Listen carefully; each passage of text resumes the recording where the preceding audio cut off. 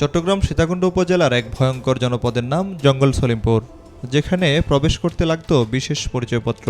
পাহাড়ের চূড়ায় থাকত সশস্ত্র পাহারা, আর আইনশৃঙ্খলা বাহিনী ঢুকলেই হতো হামলা।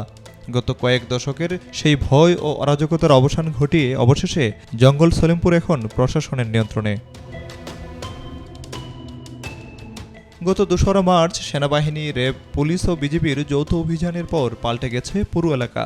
এখন সেখানে বসেছে নিরাপত্তা ক্যাম্প, চলছে নিয়মিত টহল, আর স্বস্তির নিঃশ্বাস ফেলছেন স্থানীয় বাসিন্দারা। জঙ্গল সলিমপুরের এই সংকটের মূল কারণ শুধু সন্ত্রাস নয়, এর পেছনে রয়েছে বিশাল প্লট বাণিজ্য। গত কয়েক দশকে অন্তত ৩০টি পাহাড় কেটে তৈরি করা হয়েছে ২৬,০০০ বসতি। ছোট ছোট প্লটে ভাগ করে সেগুলো বিক্রি করা হয়েছে বসবাসের জন্য। এসব প্লট বিক্রি হতো ৫ থেকে ৩০ লাখ টাকায়। গত ২রা মার্চ প্রায় ৩,২০০ সদস্যের যৌথ বাহিনীর অভিযানের পর বদলে গেছে সে এলাকার চিত্র। রক্তপাত ছাড়াই শেষ হওয়া এই অভিযানের প্রথমবারের মতো পুরো এলাকাটি প্রশাসনের নিয়ন্ত্রণে আসে। প্রশাসন নিয়ন্ত্রণের পর পাহাড়ের সরু আর প্রশস্ত পথে অবাধে চলাফেরা করছেন মানুষ। দোকানপাট খোলা, বাজারে লোকজনের ভিড়। ভেতরে বসানো হয়েছে পুলিশের ২টি অস্থায়ী ক্যাম্পও।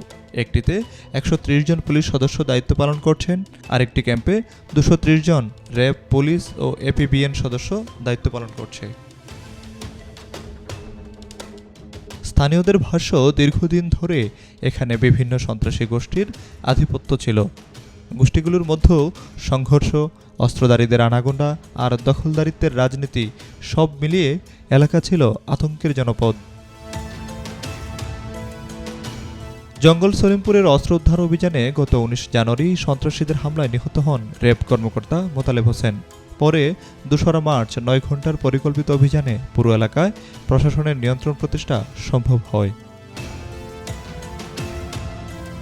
আইনশৃঙ্খলা পরিস্থিতি নিয়ন্ত্রণের পর সরকারি প্রকল্পে এখানে নতুন কেন্দ্রীয় কারাগার, মডেল মসজিদ, আইটি পার্ক ও নভো থিয়েটার প্রকল্প নির্মাণের কথা জানিয়েছে প্রশাসন। তবে নিরাপত্তা বিশ্লেষকদের মতে জঙ্গল সলিমপুরের প্রশাসনের নিয়ন্ত্রণ প্রতিষ্ঠা হলেও হাজারো পরিবারের বস্তি, পাহাড় কাটায় ক্ষতিগ্রস্ত পরিবেশ এবং পুনর্বাসনের চ্যালেঞ্জ রয়েছে। তাছাড়া সঠিক পরিকল্পনা ছাড়া নতুন সংকট তৈরি হওয়ার আশঙ্কাও উড়িয়ে দেওয়া যাচ্ছে না। এখন প্রশ্ন, এই নিয়ন্ত্রণ কতটা স্থায়ী হবে? আর পরিকল্পিত উন্নয়নের মাধ্যমে এই বিশাল এলাকা সত্যিই কি বদলে যাবে? সেটি এখন দেখার বিষয়। Desk report, B news 24।